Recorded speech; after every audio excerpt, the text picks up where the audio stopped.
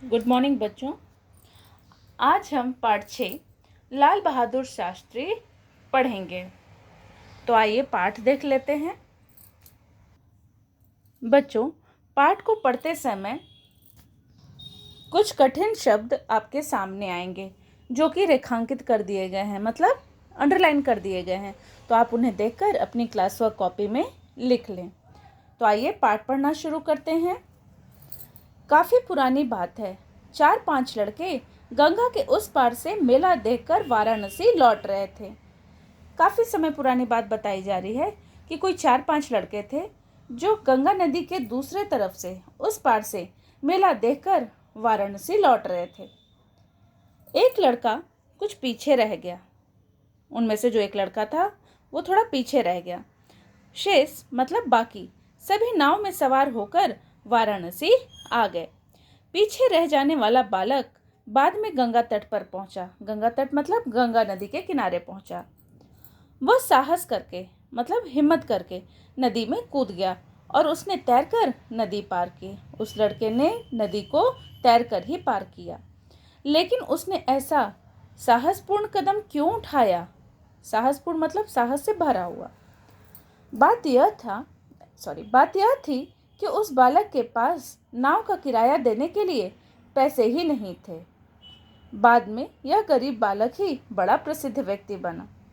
उस बालक ने उतनी बड़ी नदी को तैर कर पार किया। क्यों? क्योंकि उस बच्चे के पास नाव का किराया देने के लिए पैसे नहीं थे। और बाद में यही गरीब बालक जो है बड़ा होकर बहुत ही प्रसिद्ध व्यक्ति बना। उस बालक का जन्म माता राम दुलारी और पिता शारदा प्रसाद के घर 2 अक्टूबर 1904 ईस्वी को हुआ था। इसका नाम लाल बहादुर रखा गया था, पर माता पिता उस बालक को प्यार से नन्हे कहकर पुकारते थे। उनके माता पिता उस बच्चे को नन्हे के नाम से बुलाया करते थे। 1.5 वर्ष की अवस्था में ही मतलब 1.5 वर्ष की उम्र में ही नन्हे के सिर पर से पिता का साया उठ गया, अर्थात उनके पिता की मृत्यु हो गई। उसकी प्रारंभिक शिक्षा मतलब शुरुआती जो पढ़ाई थी उनकी मिर्जापुर, जो कि कहाँ है, उत्तर प्रदेश में, अपनी ननिहाल में हुई। मतलब उस बच्चे की पढ़ाई जो है उसकी नानी के घर रहकर ही हुई। बाद में वह वाराणसी में एक संबंधी के घर पर रहकर पढ़ा। संबंधी मतलब कोई रिश्तेदार। बाद में वह बालक किसी अपने रिश्तेदार के घर ही वाराणसी में रहकर उसने पढ़ाई की। गांधी जी की प्रेरणा से लाल बहादुर ने पढ़ाई बीच में ही छोड़ दी। वे देश की स्वतंत्रता की लड़ाई में सम्मिलित हो गए। इसके बाद फिर पढ़ाई प्रारंभ की और काशी विद्यापीठ से शास्त्री परीक्षा उत्तीर्ण की। इसके पश्चात शास्त्री जी ने अपना सारा जीवन समाज सेवा तथा स्वतंत्रता संघर्ष में लगा दिया। बच्चों, लाल बहादुर जी ने गांधी जी के जीवन से प्रेरणा ले ली और वो पढ़ाई छोड़कर बीच में ही किस कार्य में लग गए? देश की स्वतंत्रता की लड़ाई में सम्मिलित हो गए, मतलब शामिल हो गए। उस समय हमारा देश जो था, भारत देश, वो गुलाम था, अंग्रेजों का गुलाम था और लोग स्वतंत्रता को प्राप्त करने के लिए संघर्ष कर रहे थे। तो उसी समय गांधी जी से इन्होंने प्रेरणा ली और अपनी पढ़ाई बीच में ही छोड़ दी और देश की स्वतंत्रता की लड़ाई में शामिल हो गए। इसके बाद उन्होंने फिर से पढ़ाई शुरू की और काशी विद्यापीठ से शास्त्री परीक्षा उत्तीर्ण की। उत्तीर्ण के ना पास होना। इसके पश्चात मतलब बाद में शास्त्री जी ने अपना सारा जीवन किस में लगा दिया? समाज सेवा में और स्वतंत्रता संघर्ष में, आज़ादी प्राप्त करने की लड़ाई तथा समाज सेवा करने में उन्होंने अपना सारा जीवन जो था वो लगा दिया। सन 1928 ईस्वी में शास्त्री जी का विवाह ललिता जी से हुआ। विवाह में इतनी सादगी रखी गई कि दहेज के नाम पर शास्त्री जी ने एक चरखा और खादी का कुछ गज कपड़ा ही स्वीकार किया। इन्होंने जो अपनी शादी है वो बहुत ही साधारण तरीके से की, एकदम सादगी से पूर्ण। और उन्होंने दहेज के नाम पर सिर्फ एक चरखा और खादी का कुछ गज कपड़ा ही लेना स्वीकार किया। उसी के लिए उन्होंने हामी भरी। अब शास्त्री जी कांग्रेस में सम्मिलित हो गए। इलाहाबाद उनका कार्यक्षेत्र हो गया। कांग्रेस पार्टी आप सब जानते हैं ना बेटा, उस समय शास्त्री जी ने उसी कांग्रेस पार्टी को स्वीकार किया और उसमें शामिल हो गए और वो इलाहाबाद में ही रहकर कार्य करने लगे। अपनी मेहनत और योग्यता के बल पर शास्त्री जी कांग्रेस पार्टी के उच्च पदों तक पहुंचे। वे सन 1937 ईस्वी में उत्तर प्रदेश विधानसभा संसदीय समिति के संगठन मंत्री चुने गए। तो बच्चों, अपनी मेहनत और योग्यता के बल पर शास्त्री जी को कांग्रेस पार्टी के ऊंचे पद भी मिले और वे सन 1937 में उत्तर प्रदेश विधानसभा संसदीय समिति के संगठन मंत्री भी चुन लिए गए।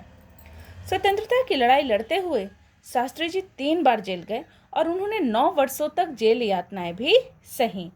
इनको कितना बार जेल जाना पड़ा आज़ादी की लड़ाई करते हुए? 3 बार इनको जेल जाना पड़ गया और लगभग 9 साल तक इन्होंने जेल में रहकर वहाँ के सारे कष्ट सहे। यातना का अर्थ होता है बेटा कष्ट। तो इन्होंने 9 वर्षों तक जेल में अपना समय गुजारा और वहाँ की सारे कष्ट, जो सारी परेशानियाँ थी, उन सबको स्वीकार किया और उनको सहा। स्वतंत्रता के बाद शास्त्री जी को उत्तर प्रदेश सरकार में मंत्री बनाया गया। जब स्वतंत्रता प्राप्ति हो गई उसके बाद उनको उत्तर प्रदेश सरकार में मंत्री बना दिया गया। प्रधानमंत्री पंडित जवाहरलाल नेहरू इनकी योग्यता से बहुत प्रभावित थे, इसलिए उन्हें केंद्र सरकार में रेल मंत्री नियुक्त किया गया। इनको रेल मंत्री नियुक्त किया गया, मतलब उनका पद दिया गया, रेल मंत्री का पद इनको दिया गया। उन्होंने इस विभाग में अनेक सुधार किए। तभी दक्षिण भारत में एक रेल दुर्घटना में 144 व्यक्ति मारे गए। रेल मंत्री होने के नाते शास्त्री जी ने इसकी जिम्मेदारी अपने ऊपर ले ली और उस पद को, यानी कि रेल मंत्री का पद, छोड़ दिया। यह उनकी नैतिकता का उत्तम उदाहरण है, सबसे अच्छा उदाहरण है। देश को ऐसे सच्चे कर्तव्यपरायण व्यक्ति की सदा आवश्यकता रहती है। कर्तव्यपरायण अर्थात कर्तव्य का पालन करने वाला, है ना। तो देश में ऐसे सच्चे कर्तव्यपरायण व्यक्तियों की हमेशा ज़रूरत बनी रहती है, आवश्यकता होती है। इसलिए बाद में उन्हें केंद्र सरकार में एक एक करके कई विभाग सौंपे गए थे, मतलब कई विभाग में इन्होंने काम किया। उन्हें गृह मंत्री का महत्वपूर्ण पद भी दिया गया। कुछ वर्ष बाद प्रधानमंत्री नेहरू जी बीमार रहने लगे। उन्होंने अपने काम में सहायता के लिए शास्त्री जी को केंद्र सरकार में बिना विभाग का मंत्री बना दिया, मतलब कि कोई भी विभाग नहीं था उनका, लेकिन फिर भी वो मंत्री बने। उन्हें गृह मंत्री का महत्वपूर्ण मतलब बहुत ही प्रभावी पद था ये, है ना। तो उन्हें गृह मंत्री का महत्वपूर्ण पद भी दिया गया और कुछ सालों के बाद जब प्रधानमंत्री नेहरू जी बीमार रहने लगे तो अपनी सहायता के लिए उन्होंने शास्त्री जी को केंद्र सरकार में बिना विभाग का मंत्री बना दिया। नेहरू जी की मृत्यु के बाद शास्त्री जी को सन 1964 ईस्वी में प्रधानमंत्री पद सौंपा गया।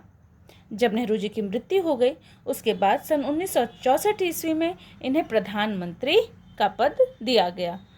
वे कुल 18 महीने प्रधानमंत्री पद पर आसीन रहे। इनका कितना कार्यकाल रहा? 18 महीने प्रधानमंत्री के पद पर ये नियुक्त हुए और वहाँ कार्य करते रहे। लोग उनके कार्यकाल को आज भी बड़े गर्व से स्मरण करते हैं अर्थात याद करते हैं। कार्यकाल मतलब जितने समय तक उन्होंने कार्य किया उस समय को लोग बड़े ही गर्व से याद करते हैं। बच्चों, तो आज के इस वीडियो में पाठ का यह भाग हमने पढ़ा। बाकी का बचा हुआ पाठ हम कल के वीडियो में पढ़ेंगे। धन्यवाद।